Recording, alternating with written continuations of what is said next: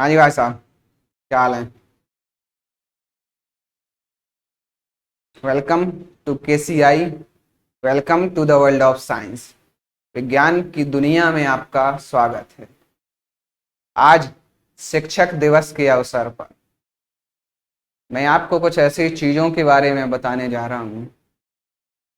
नहीं नहीं नहीं, आपको लग रहा होगा कि पढ़ाई लिखाई होने जा रही है, लेकिन आज पढ़ाई वाली बात नहीं होगी बहुत ज़्यादा।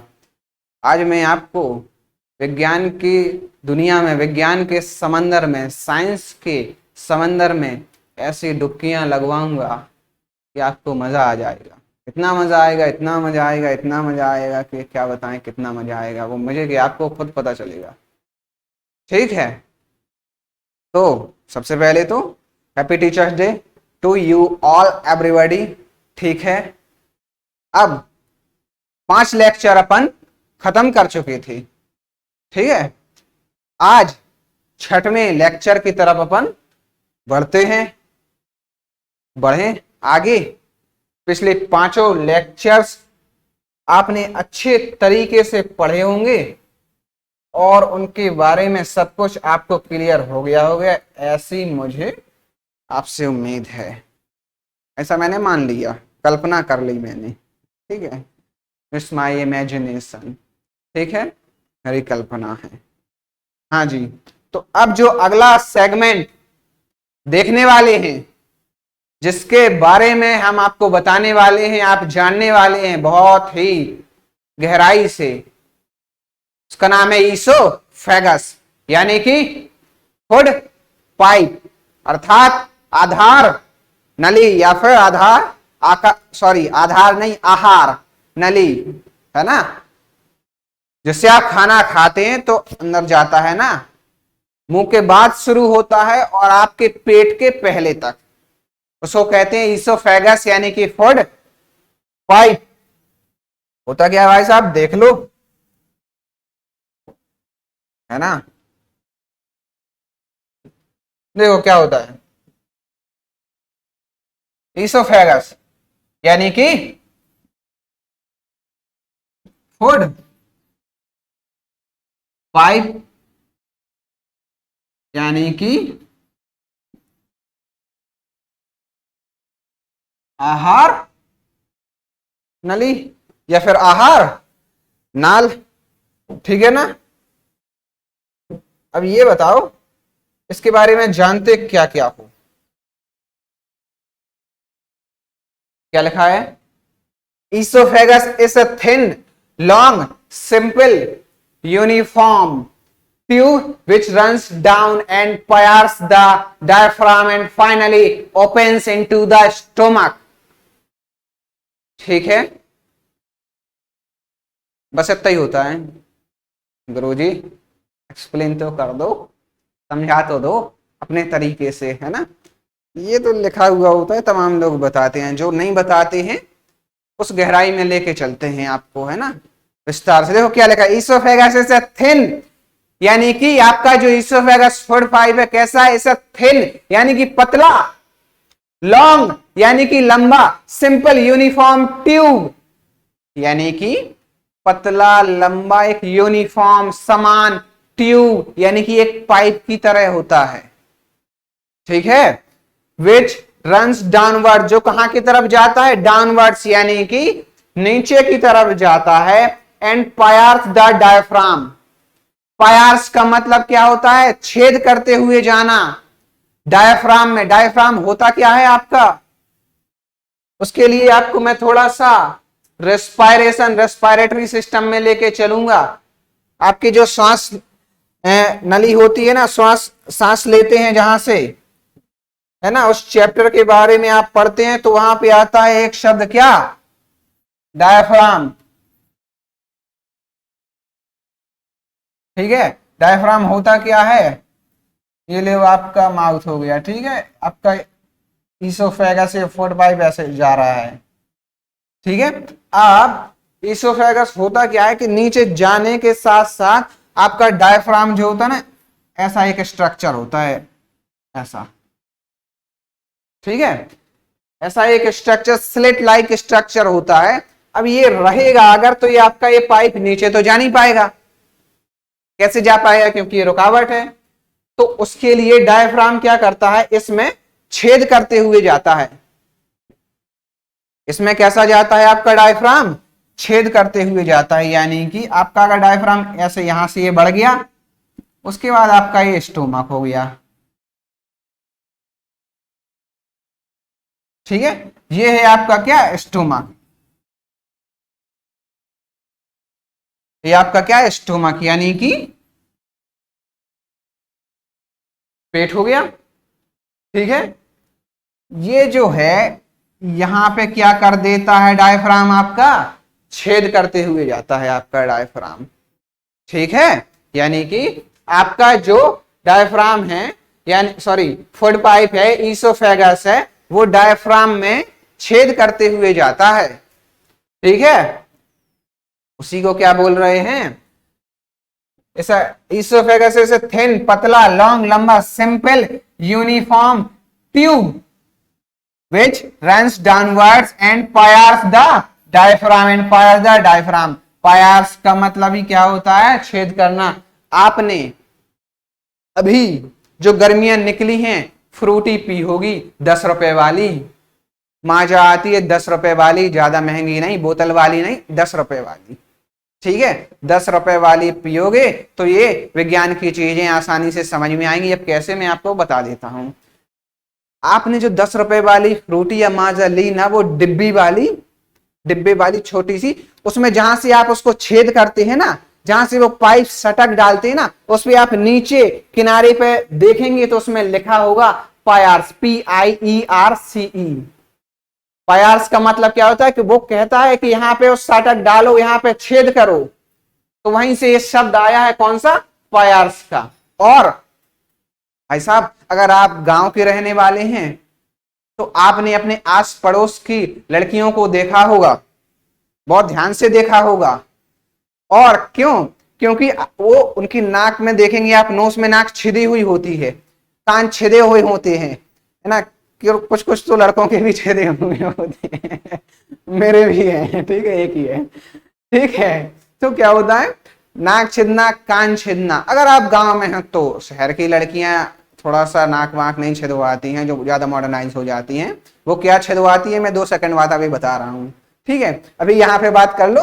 देखो, यहाँ पे कान या नाक के जो छेद होती है ना, उनको ही इंग्लिश में क्या बोलते हैं, पियर्सिंग, है ना। कुछ पायर्सिंग बोल देते हैं, कुछ पियर्सिंग बोल देते हैं। यही एक ट्रेंड है आज के टाइम पे, ये फैशन बन गया है शहरों में। दिल्ली, मुंबई, बेंगलुरु आप जाएंगे ना, तो वहां पे भी लड़कियां पायर्सिंग का बहुत फैशन है। वो अपने आईब्रोज के ऊपर, है ना, यहाँ पे छिदवाती हैं, या बहुत ज्यादा कान के ऊपर 4-4, 5-5 यहाँ पे, कोई कोई अपना यहाँ पे लिप्स में नीचे करा लेता है ना, कोई कोई अपने नाभि में करा लेता है पायर्सिंग। ठीक है, तो ये फैशन ट्रेंड है। मेरा मतलब ये नहीं है, ध्यान वहां नहीं देना है कि लड़कियां कहां कहां की आके छिदवाती हैं। ठीक है, ध्यान शब्द पे जाना, पायर्सिंग, है ना। इससे आपको आइडिया लग गया होगा कि पियर्सिंग या पायर्सिंग का मतलब क्या है। मतलब ये है कि आपका जो डायफ्राम है कहां जाता है, नीचे की तरफ जाता है। नीचे की तरफ जाएगा तो मैंने आपको बताया, यहां पे आपकी छाती के जस्ट नीचे ऐसे स्लिट लाइक स्ट्रक्चर होती है ना। वो सांस लेते हैं ना जब अपन, तो वो नीचे चली जाती है, सांस छोड़ते हैं तो ऊपर से आ जाती है। अभी जब आप रेस्पिरेशन के बारे में मैं आपको पढ़ाऊंगा तब आपको बहुत डीपली बताऊंगा, और ये भी याद दिलाऊंगा कि यहाँ पे इसके बारे में अपन बात कर चुके थे। ठीक है, तो उस डायफ्राम में बीच में छेद होता है। ठीक है, क्यों होता है, कारण क्या, ये क्वेश्चन बनेगा तो आपको पता होना चाहिए। ठीक है, क्यों होता है, क्योंकि आहार नली जो होती है उसके बीच में से निकलती है, इसलिए ये होल होता है, छेद होता है। इसको पायर्स बोलते, जो भी आप समझे। ठीक है, मैंने आपको ठोस भाषा में बता दिया है ताकि आप भूले ना पायर्सिंग का मतलब क्या होता है। ठीक है, and finally opens into the stomach क्या है, डायफ्राम आपका नीचे की तरफ बढ़ेगा, डायफ्राम नहीं, ईसोफेगस है ना, डायफ्राम में छेद करते हुए जाएगा, and finally opens into the stomach, यानी कि कहां जाके खुल जाएगा, आपका स्टोमक में, अर्थात पेट में। अरे ठीक है, हाँ next. Two apertures found in oropharynx. Two apertures found in oropharynx. Pharynx है आपका मुंह के अंदर की कैविटी है, उसको फेरेंक्स बोलते हैं, ओरल कैविटी। ठीक है, ओरल कैविटी प्लस फेरेंक्स दोनों को कंबाइन नहीं बोल देते क्या, ओरोफेरेंक्स। टू अपर्चर्स मतलब क्या है, दो। अपर्चर का मतलब क्या है, दो छेद, छिद्र। कितने, दो। उसके बारे में कह रहा है क्या, two apertures found in oropharynx are, क्या क्या होते हैं, दो अपर्चर्स। भाई साहब आप सिंपल सी भाषा में आप जान लो या समझ लो, आपके मुंह के अंदर से दो अपर्चर्स, नीचे की तरफ दो छेद जा रहे होंगे। एक तो आपको क्लियर हो गया होगा अगर आप ध्यान से पढ़ रहे हैं, समझ रहे हैं, तो कौन सा होगा, आपका जो डायफ्राम फूड पाइप खाना वाला नीचे की तरफ जाएगा ना, तो एक तो वो छेद होगा ऊपर से, क्यों, क्योंकि वो छेद से ही तो वो खाना नीचे जाएगा फूड पाइप में। और दूसरा कौन सा होगा भाई साहब, गुरुजी मालिक, दूसरा कौन सा होगा, देखो खाना खाते हो ना तो सांस भी तो लेते हो, है ना। कहते ना कि हवा पानी की जुगाड़ हो जाए, हवा पानी की व्यवस्था हो जाए, या तुमने ज्यादा रंगबाजी दिखाई तो तुम्हारा हवा पानी बंद कर दिया जाएगा। तो हवा पानी शब्द कहां से आया, पानी में दोनों चीजें इंक्लूड है, खाना पानी, समझ रहे हो। हवा पानी यहां पे छुपी हुई है तीन चीजें, मैं बोल रहा हूं सिर्फ हवा पानी। मैंने हवा बोला तो वहां पे सिर्फ हवा है, पानी बोला पानी में दो चीज है, पानी भी और खाना भी है, ठीक है ना।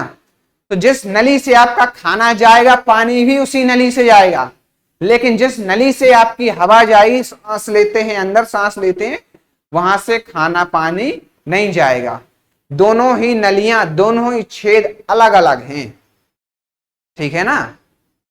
नहीं तो अगर ऐसा हो जाए, मान लो जिस नली से आप सांस ले रहे हैं उसी में पानी चला जाए, उसी में खाना चला जाए, तो आपका जो फेफड़े है ना, वो पानी और खाना कहाँ, फेफड़ों में चला जाएगा, बीमार हो जाएंगे, तबीयत खराब हो जाएगी। पानी चला जाएगा, ज्यादा ठंडक बढ़ जाएगी, आपको निमोनिया हो जाएगा, सर्दी लगेगी, आपकी सेल्स डैमेज होने लगेगी, शरीर मरने लगेगा, और धीरे धीरे करके पूरी बॉडी डैमेज हो जाएगी, आदमी मर जाएगा। क्या हो जाएगा, मर जाएगा। अरे आया नहीं आया, आया समझ में, ठीक है। तो ये दो चीजों के बारे में पढ़ लो, दो छेद हैं आपकी, एक तो कौन सी, हवा, दूसरा पानी। इसमें एक और चीज क्या जोड़ दो आप, खाना, ठीक है।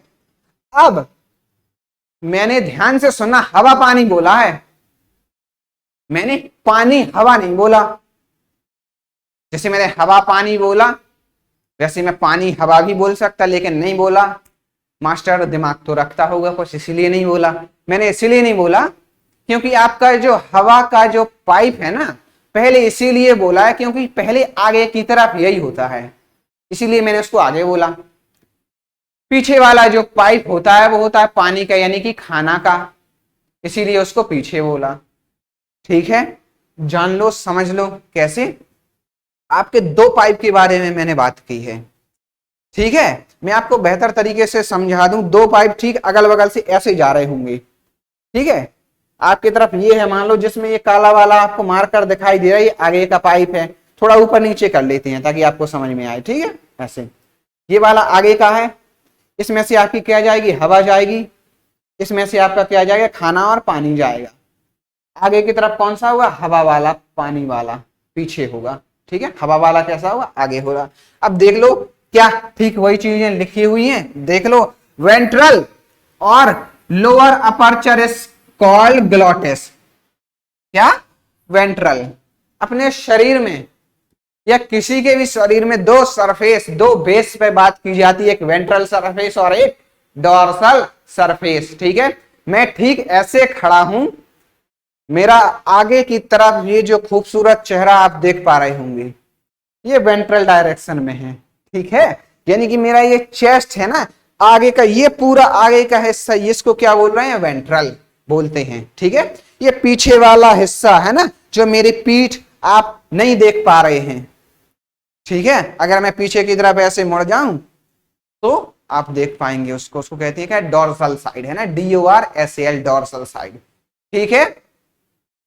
अब मैं आपको एक खूबसूरत जीव का उदाहरण लेके और एक इसके बारे में थोड़ा सा और ज्ञान पे लूंगा, यानी कि ज्ञान समझाऊंगा, ज्ञान बताऊंगा। क्या आपने सुना होगा, जाना होगा छिपकली के बारे में, है ना? जैसे ही आपके घर में आपको छिपकली दिख जाती होगी, आपकी आत्मा प्रसन्न हो जाती होगी, प्रफुल्लित हो जाती होगी, काश ये छिपकली मेरे ऊपर गिर जाए, है ना, तो मुझे भी मजा आ जाए, क्योंकि वो छिपकली है, छिपकला नहीं है। ठीक है, देखो छिपकली को आपने देखा होगा, आपके दीवार पे ऐसे है, ठीक है, तो आपको छिपकली का जो हिस्सा दिख पा रहा है ना, उसकी पीठ ही तो दिख रही है।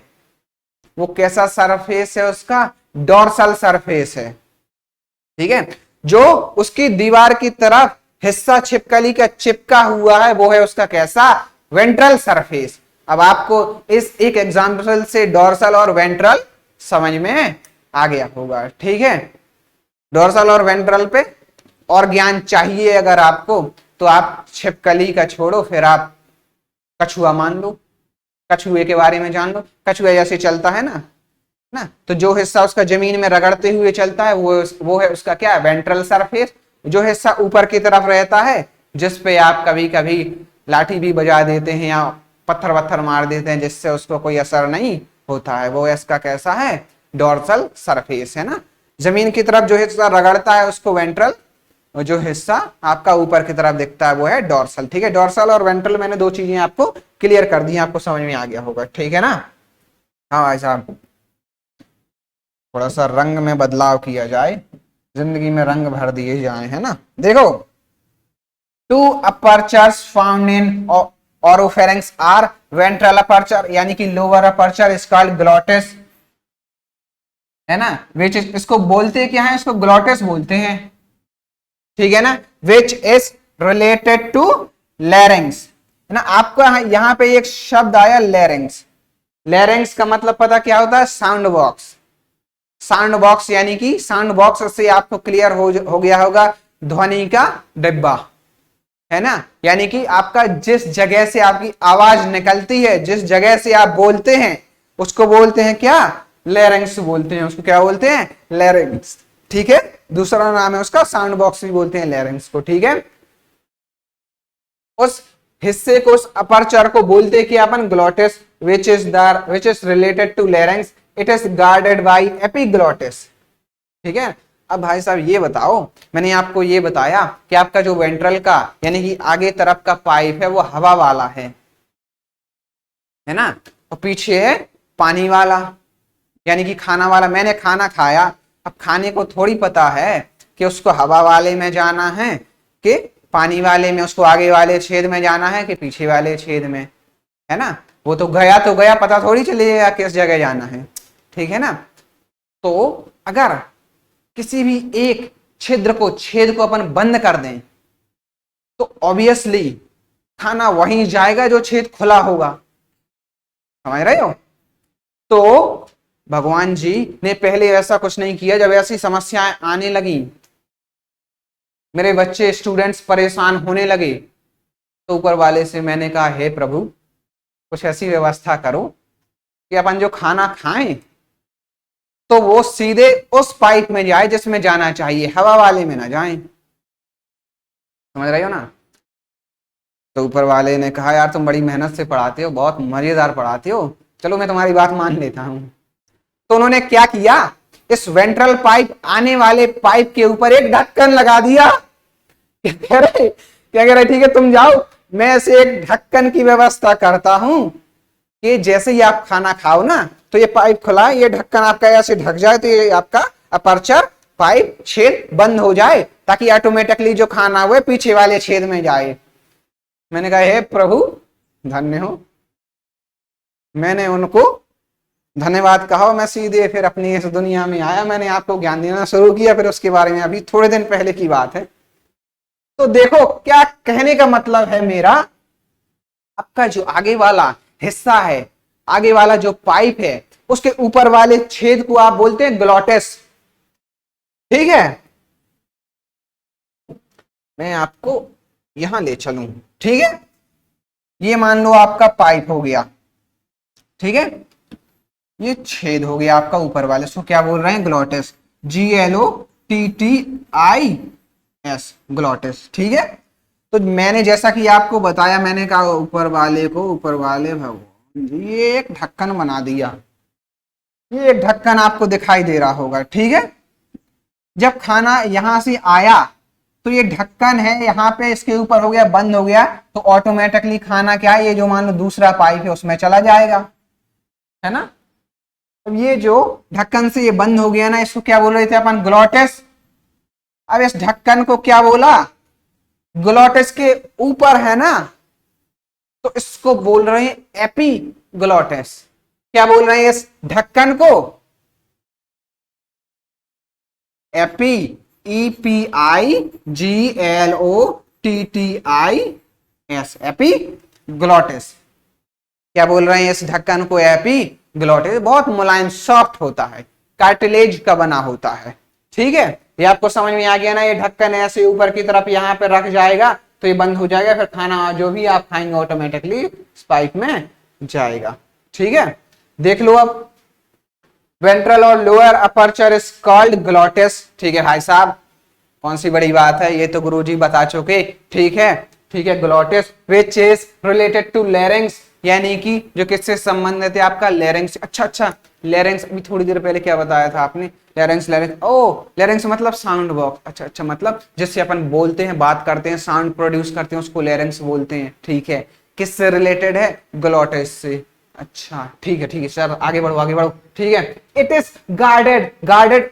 अच्छा, गार्डेड का मतलब आपने एक शब्द सुना होगा, गार्ड, बॉडी गार्ड, वॉचमैन, आपके घर के बाहर गार्ड लगे हुए शब्द सुना है ना, तो वो बेसिकली क्या काम करती हैं, आपका रक्षा सुरक्षा, है ना।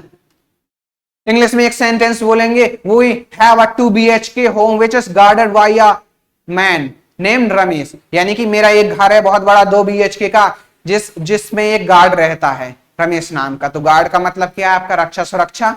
तो यहां पे क्या कह रहे हैं, जो आपका ग्लोटिस है वो छेद है, that is guarded bye epiglottis. ऊपर वाला जो ढक्कन को क्या बोल रहे हैं अपन, एपीग्लोटिस, उसके द्वारा गार्ड किया जाता है, मतलब उसकी रक्षा की जाती है। मतलब ढक्कन ढक रहा है तो उसकी रक्षा ही कर रहा है ना। अगर ये नहीं ढकता तो उसमें पानी चला जाता, खाना चला जाता, वो नष्ट हो जाता, बेकार हो जाता, खराब हो जाता, मर जाते आप, आपकी मृत्यु हो जाती, अर्थात देहांत हो जाता, आप नरक में सिधार जाते, ठीक है ना। फिर मैं स्वर्ग से आपको देखता, है ना, कि ये तो मेरे पढ़ाए हुए बच्चे हैं, इन्होंने ऐसे क्या उत्पात मचा दिए कि ये नरक में पहुंच गए, फिर मेरे से रहा नहीं जाता और मैं भी आपसे मिलने वहीं आता, ठीक है। तो देखो यहां पे क्या बोल रहे हो उनको, एपीग्लोटिस, ठीक है। अब एपीग्लोटिस है क्या, जान लो, elastic cartilaginous flap, my dear, flap क्या है, फ्लैप मतलब ये आपका ढक्कन, ठीक है। कैसा है, इलास्टिक एंड कार्टिलेजिनस। इलास्टिक का मतलब क्या होता है, आपने अगर किसी लड़के को, या फिर मान लो जो किसी लड़की की चोटी में जो वो लगाते हैं ना रबर, उसको खींच के देखा होगा ना, वो बहुत इलास्टिक होती है, यानी कि उसको आप खींचेंगे रबर को तो बहुत लंबी खिंच जाएगी, उसको बोलते हैं इलास्टिक, है ना, जिसको अपन आसानी से तोड़ मरोड़ सकते हैं, ठीक है। आपका ये कान है ना, ये देखो कान है ना, मैं अगर उसको आगे भी कर दूं तो आगे की तरफ ऐसे हो जाता, पीछे कर दूं पीछे की तरफ। ये आपका शुरुआत का नाक का हिस्सा आधा है ना, वो भी यहाँ वहां हो जाता, ये कान का यहाँ वहां हो जाता। पता क्यों हो जाता, क्योंकि ये कैसा है, कार्टिलेजिनस, यानी कि कार्टिलेज का बना है। बात समझ में आ गई आपको, कैसा बना है, कार्टिलेज का मतलब कि इलास्टिक है, कार्टिलेजिनस है, ठीक है। जो आपका एपीग्लोटिस है, ग्लोटिस के ऊपर वाला जो ढक्कन है वो बहुत मुलायम है, कार्टिलेज का बना है, ठीक है ना। ये 2 पॉइंट मैंने आपको क्लियर कर दिए, ठीक है। अब अपन पानी वाले पाइप की बात कर लें, जो पीछे वाला है, ईसोफेगस मेन, जिसके बारे में अपन बात कर रहे हैं। तो मैंने क्या बताया था, पीछे की तरफ है, तो पीछे वाले हिस्से को क्या बोलते हैं, डोर्सल के वेंट्रल, डोर्सल, सही, बिल्कुल सही पहचाना, बहुत बढ़िया, बहुत बढ़िया, बहुत बढ़िया। देखो dorsal or aperture is called gullet, is called gullet, क्या, GULLET, गलट, ठीक है। Dorsal or aperture is called gullet which opens into esophagus, which opens into esophagus, ठीक है। आप भाई साहब क्या कह रहा है, पीछे वाला जो पाइप है, पानी वाला पाइप है, उसका जो अपर अपर्चर है उसको क्या बोल रहे हैं, गलट। दोनों, अच्छा ये बात सुन लेना, दोनों जी से शुरू हैं। आगे वाला हिस्सा उसको ग्लोटिस बोलते थे। अच्छा गुरुजी ठीक है, ग्लोटिस। अरे उसके ऊपर एक ढक्कन भी तो होता था, उसको क्या बोलते थे, अरे यार उसको एपिग्लोटिस बोलते थे, क्या बोलते थे, एपिग्लोटिस, ठीक है।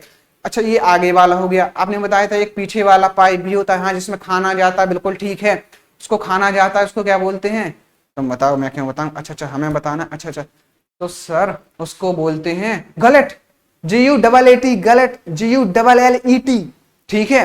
विच ओपन्स इनटू ईसोफेगस, जो कहां पे जाके खुलता है, ईसोफेगस में, यानी कि फूड पाइप में जाके खुलता है। अरे वाह यार, आने लगा था, मैं तो होशियार हो गए, बात समझ में आ गई।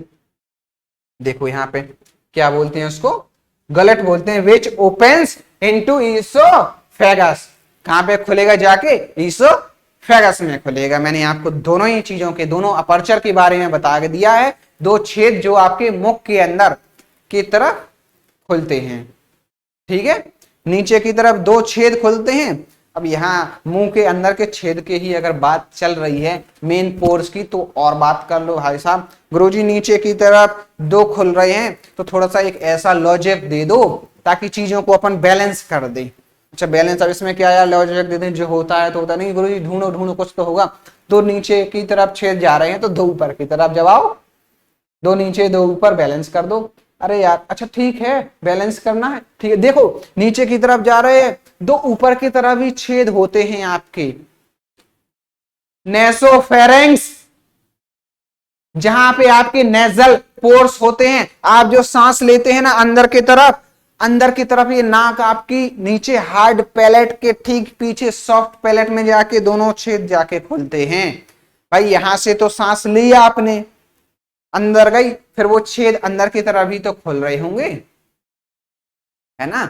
कई बार क्या होता है, अचानक से आपने बहुत ज्यादा खा लिया है, किसी दोस्त ने हंसते मजाक कर दी खाना खाते टाइम, तो आपका खाना कई बार क्या है, बहुत सारी चीजें नाक से भी बाहर आ जाती हैं, पता है ना।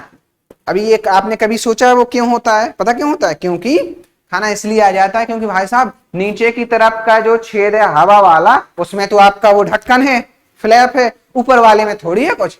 तो अचानक से जो आप बोलते हैं ना इसको, मैं फनवा लग गया, क्या लग गया आपको, फनवा लग गया। ठोस भाषा में पढ़ो थोड़ा सा, क्या लग गया आपको, फनवा लग गया, लग गया ना। तो वो जो फनवा लग जाता है वो ऊपर की तरफ आ जाता है, यानी कि आपका नाक में चला जाता है ना। तो वो नीचे ऊपर की तरफ भी आपके कितने, दो होल होते हैं, दो छिद्र होते हैं, दो छेद होते हैं, ठीक है। तो दो नीचे की तरफ ग्लोटिस और गलट, ठीक है, दो ऊपर की तरफ नाक के जो छेद होते हैं नेसोफेरेंक्स, ठीक है गुरुजी, बैलेंस कर दिया, दंदना दन, ठीक है। इन दो चीजों के बारे में क्लियर कर दिया है। अब विज्ञान की दुनिया में और गहराई से और अंदर जाने के लिए आपका फूड पाइप हो गया भाई साहब, ठीक है गुरुजी, यहीं से लेके चल रहे हैं। पहले आपने दांत बताया, मुंह के बारे में बताया, है ना, सलाइवा के बारे में बताया, glottis, epiglottis, oesophagus, food pipe तक हो गया गुरुजी। अब अगला देख लो क्या है, स्टोमक। क्या है आपका स्टोमक, यानी कि आपका पेट, ठीक है। ये देखो स्टोमक के बारे में क्या लिखा है, क्या जानते हैं आप। पहले तो एक किताबी भाषा पढ़ लो थोड़ी सी, हालांकि किताबी नहीं है, मैंने बहुत आसान तरीके से खुद से इसको ट्रांसलेट करके लिखा है ताकि आपको बेहतर समझ में आए, ठीक है। इसको भी इससे भी बहुत ज्यादा आसान करके मैं आपको समझा देता हूं, ठीक है। स्टोमक क्या है, आपका पेट है क्या। जिंदगी में रंग जोड़ो गुरुजी, लो अभी जोड़ रहे हैं आपकी जिंदगी में रंग। स्टोमक, ठीक है क्या, इट इज सिचुएटेड है ना, on the left side of the abdominal cavity. Abdominal cavity आपकी क्या होती है, ये वाला हिस्सा, नीचे पेट वाला हिस्सा, उसको क्या बोलते हैं, एब्डोमिनल कैविटी। आपका छाती वाला रीजन, छाती वाला है उसको बोलते हैं थोरेसिक कैविटी, ठीक है। अपन अभी हाल फिलहाल इसके बारे में बात कर रहे हैं, आपका पेट वाले हिस्से के बारे में, जिसको आप क्या बोल रहे हैं, एब्डोमिनल कैविटी। तो क्या कह रहा है, it is situated on the left side of the abdominal cavity. Left side यानी कि गुरुजी बाएं तरफ, अच्छा बाएं हाथ ये है तो इस तरफ होगा आपका, ये होगा आपका क्या, पेट। ऐसे गया फुट पाइप, ये लो ऐसे आपका क्या आ गया, पेट आ गया। ठीक है गुरुजी, बाएं तरफ है क्या आपका स्टोमक यानी कि पेट, ठीक है, एब्डोमिनल कैविटी की बाएं तरफ। It is the widest part of alimentary canal, it is the widest. Guruji ये तो नया शब्द आ रहा, वाइडेस्ट। अरे कोई नया नहीं है, मैंने आपको पहली क्लास में बताया था, एलिमेंट्री कैनाल नीचे से ऊपर तक एक ही पाइप होता है, उसमें कोई कटापीटी नहीं होती है। वही हिस्सा आगे जाके पहले थिन होता है, पतला होता है, आगे जाके वो मोटा हो जाता है तो वो पेट बना लेता है। ठीक है, तो वाइड को क्या बोल रहे हैं, वही तो बोल रहे हैं, जो मोटा हिस्सा होता है ना वाइडेस्ट, उसको ही बोल रहे हैं क्या, पेट। It is the widest part of the alimentary canal. अगर आपसे पूछा जाए पूरे एलिमेंट्री कैनाल का सबसे चौड़ा, सबसे मोटा, सबसे वाइडेस्ट हिस्सा कौन सा है, तो आप आंख बंद करके जोर से उसके कानों में चिल्ला के कहेंगे क्या, स्टोमक यानी कि पेट। ठीक है ना, it is the widest part of alimentary canal. ठीक है भाई साहब, it is a bag like muscular structure. कैसा, बैग लाइक, झोले के आकार का, बैग के आकार का। ठीक है, क्या, स्टोमक, बैग लाइक स्ट्रक्चर। ठीक है, and it is J shaped in empty condition. मैंने आपको बहुत पहले ही बता दिया था, ठीक है ना, कैसे आकार का है, जे शेप का होता है। कब होता है जे शेप का, जब वो खाली होता है। ठीक है, जे शेप का होता है आपका, जे शेप का। लो अगर आपको ये मनोहर दृश्य दिख रहा होगा तो इसमें मैं आपको जे बना के दिखा देता हूं। ये बना हुआ दिखाई दे रहा है आपको, जे। क्लियर हो रहा, अगर नहीं हो रहा तो मैं इसमें भी आपकी जिंदगी में थोड़ी सी कालक पोत दूं। ये लो, तो दिखाई दे रहा है आपको, जे शेप्ड स्ट्रक्चर दिखाई दे रहा है ना, ये है आपका। बात समझ में आ गई, ठीक है ना गुरु जी। अभी हमारी जिंदगी से कालक मिटाने की जिम्मेदारी आप आई की है, ले भाई मिटा दिया। ठीक है, जे शेप्ड स्ट्रक्चर। लेकिन ध्यान रखना, जब खाली होगा आपका पेट, यानी कि आपको बहुत ज्यादा भूख लग रही होगी या भूखे होंगे, तब आपके दिमाग में आज से ये नहीं आना चाहिए कि भूख लग रही है रोटी लाओ खाना खाना है, नहीं। उससे पहले आपके दिमाग में ये आना चाहिए भूख लग रही है, इसका मतलब मेरा पेट अभी किस आकार में है, जे के आकार में है, जे शेप्ड कंडीशन में है। आज के बाद याद रख लेना, है ना। हाँ, अगर आपके दिमाग में भूख लगते ही पहला चीज ये आई कि मुझे खाना खाना है, तो मैं कर दूंगा आपकी फिर कुटाई। आपको पहले ही क्या दिमाग में आना चाहिए, अच्छा भूख लग रही है तो खाना नहीं, क्या, जे शेप्ड स्ट्रक्चर, है ना। आज जब शाम का आप खाना या फिर कल शाम का खाएं तो जाके बोलना अपने घर पे, अगर जिससे भी बोलना हो जो आपको खाना खिलाता है ना, ये नहीं बोलना मैं भूख लगी खाना दो, नहीं, क्या नाम, माता है, माते या दीदी या फिर दोस्त, आज मेरे पेट का जो आकार है भूख के कारण जे शेप का हो गया है। भूख के कारण नहीं बोलेंगे तो वो समझ जाएगी गधे को भूख लगी है, क्या ना, जे शेप का हो गया है, मेरा आकार पेट का जे शेप का हो गया। वो पूछेंगी तो मैं क्या करूं, तो आप ये करेंगे कि जे शेप आपको पता है कब होता है, नहीं, कब होता है, जब बहुत जोर से भूख लगती है, पेट खाली होता है, खाली अवस्था में होता है, यानी कि एम्प्टी कंडीशन में होता है, तो आपका आकार कैसा हो जाएगा, जे शेप का हो जाएगा। किसका, स्टोमक का, यानी कि पेट का। तो फिर उसके बाद आप ग्रहण करेंगे भोजन। तो जैसे ही आपने रगड़ के हचक के खाना खा लिया, तो उसके बाद आपके पेट का आकार, स्टोमक का जो शेप है, क्या वो जे शेप रह जाएगा, ना ना ना ना ना ना ना, फिर जे शेप का नहीं रह जाएगा। ठीक है, फिर वो कैसा भी शेप ले सकता है, ज्यादातर ये होगा ना, फिर ऐसा आपका गोल आकार का हो जाएगा, है ना, कैसा, गोल आकार का हो जाएगा ऐसा। ये आपका स्मॉल इंटेस्टाइन, यहां से समझ लो वो आ रहा है। ठीक है, आपका ईसोफेगस, है ना, खा लिए तब तक ये वो जे शेप का। बात समझ में आ गई ना। तो अगर आपसे एक क्वेश्चन पूछा जाए कि आपका स्टोमक का शेप कैसा होता है, आप आंख बंद करके टिक लगा देंगे, क्या, जे शेप का होता है। ठीक है, लेकिन अगर आपसे ये डिटेल में पूछ लिया जाए कि जे शेप का कब होता है, तो आपको पता होना चाहिए जब वो स्टोमक खाली होगा, एम्प्टी होगा। बात समझ में आ गई ना? ओके, ठीक है। नेक्स्ट देख लो, the stomach contains following parts. ठीक है, स्टोमक के आपके क्या क्या पार्ट होते हैं उसके बारे में मैं आपको थोड़ा सा और ज्ञान दे दूं। स्टोमक क्या बेसिकली यहाँ पे 4 पार्ट्स में डिवाइड किया गया है जो बताया गया। पहला क्या है? कार्डिया, दूसरा क्या? फंडस, तीसरा क्या? बॉडी, चौथा क्या? पाइलोरस। 4 पार्ट हैं। पहला कौन सा है? कार्डिया, ठीक है। दूसरा कौन सा है? फंडस, फिर बॉडी, फिर पाइलोरस। यानी कि ये जो आपका दृश्य है सिर्फ इन्हीं 4 चीजों को बताने के लिए खासकर, ठीक है। आपका जो पाइप है खाना वाला यहां पे आके खुलता है।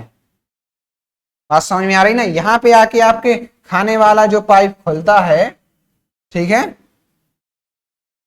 ये लो आपका पाइप यहां पे आके खुला, तो यहां का जो शुरुआत का हिस्सा है, ये शुरुआत का हिस्सा है, इसी को आप क्या बोल रहे हैं? कार्डियक।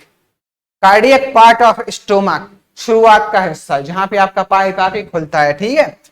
उसके बाद आप देखेंगे ये ऊपर वाला हिस्सा है यहां का इतना, ये वाला, इसको आप क्या बोल रहे हैं? फंडस। बात समझ में आ गई? इसको क्या बोल रहे हैं आप? फंडस, ठीक है। और ये नीचे वाला हिस्सा है ना, इसको क्या बोल रहे हैं आप? बॉडी। क्या बोल रहे हैं आप इसको?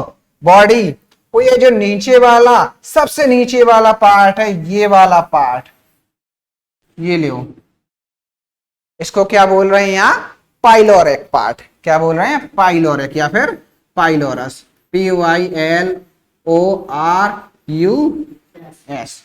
ओ माय गॉड, देखा मेरी राइटिंग कितनी खूबसूरत है, कितनी सुंदर राइटिंग, वाह मजा आ गया। आ हा हा हा, ठीक है ना? ये आपका क्या है? ये आपका क्या है? पाइलोरस, ठीक है। यानी कि नीचे वाला हिस्सा जो है वो क्या है? पाइलोरस पार्ट, ठीक है ना? हाँ, 4 पार्ट के बारे में आपको क्लियर हो गया, ठीक है। फंडस, ये ऊपर वाला और लिख लो यहां पे, इसको क्या बोल रहे हैं? कार्डिया। मैं इसको लिखता नहीं ऊपर वाले को, ये 3 राइटिंग मुझे बहुत अच्छी लग गई, इसीलिए सोचा मैं आपको एक बार और लिख के बता दूं, मेरी राइटिंग दिखा दूं, ठीक है। ऊपर वाला हिस्सा क्या बोलते हैं इसको? Cardiac part. फिर ये वाला हिस्सा फंडस पार्ट, उसके नीचे आप जाएंगे, ये वाला हिस्सा क्या बोलते हैं इसको? स्टोमक की बॉडी। और नीचे वाला हिस्सा बोलते हैं क्या? Pylorus part. अब ये जो लास्ट हिस्सा है ना, यहीं से आपका स्मॉल इंटेस्टाइन शुरू हो जाता है, यानी कि छोटी आंत शुरू हो जाती है यहीं से, ठीक है ना? छोटी आंत यहां से आपकी शुरू हो जाती है। छोटी आंत का पहला हिस्सा जो है डियोडेनम बोलते हैं उसको, वो शुरू हो जाता है, ठीक है। तो इसके बारे में मैंने आपको काफी चीजें बता दी हैं जो यहां पे आपको रिक्वायर्ड थी, यहां पे आपको जरूरत जिनकी थी, ठीक है ना? तो आज का ये सेगमेंट, आज का ज्ञान यहां तक के लिए रखते हैं, ठीक है। उम्मीद है आपको ये चीजें पढ़ने में मजा आया होगा और बेहतर तरीके से समझ भी आए होंगे। आप अभी तक का सब कुछ क्लियर कर चुके होंगे, ठीक है ना? एक बार पुनः फिर से शिक्षक दिवस की आपको हार्दिक शुभकामनाएं। मान सम्मान, शिक्षक सिर्फ पढ़ाने वाला नहीं होता, शिक्षक हर एक वो व्यक्ति होता है जिससे आप कुछ भी सीखें। आपका दोस्त हो सकता है, माता पिता हैं, छोटा भाई बहन हो गया, है ना, या फिर आपका शत्रु ही क्यों ना हो, उसका भी सम्मान करना चाहिए, उसका भी रिस्पेक्ट करना चाहिए। अगर आप उससे कोई चीज सीख रहे, अपने अंदर ईमानदारी इतनी रखो कि बेईमान आपको देखते ही शर्मा जाएं। समझ रहे हो ना? शिक्षा इतनी महत्वपूर्ण है, इतनी आवश्यक है, इतनी आवश्यक है कि अगर आप शिक्षित हैं तो आप अकेले पता नहीं कितने लोगों का भविष्य निर्माण कर सकते हैं। समझ रहे हैं? तो अपने अंदर ईमानदारी रखो, शिक्षा को पकड़ के रखो, हर एक चीज का ज्ञान। ज्ञानी पुरुष, ज्ञानी व्यक्ति हमेशा महान और बड़ा होता है। वो किसी भी क्षेत्र का ज्ञानी हो, उसका हमेशा सम्मान और मान किया जाना चाहिए, करना ही करना चाहिए हमेशा।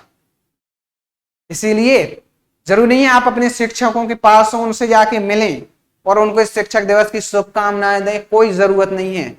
उनको 2 मिनट आंख बंद करके याद करें, उन्होंने जो सिखाया पढ़ाया उसके बारे में याद करें, उनको धन्यवाद दें, बस काफी है उतना ना।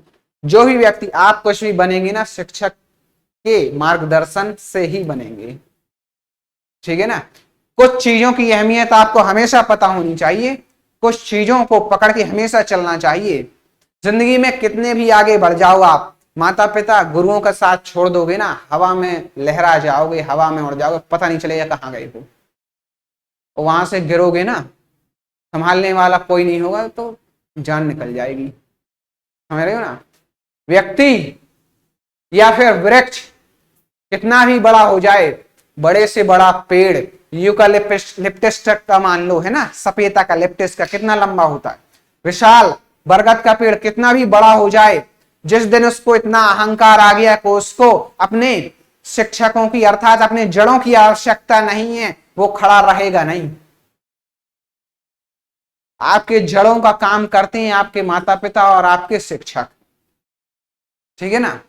बरगद का पेड़ कितना भी बड़ा हो जाए, कोई भी पेड़ अगर उसने अपने जड़ों से ही संबंध, नाता, रिश्ता तोड़ दिया तो 2-4-10 दिन भले ही अपनी अकड़ में खड़ा रहे, लेकिन बहुत ज्यादा समय नहीं लगेगा धराशायी होने में। इसलिए मान सम्मान अपने शिक्षकों का, पूर्वजों का करते रहो, ठीक है।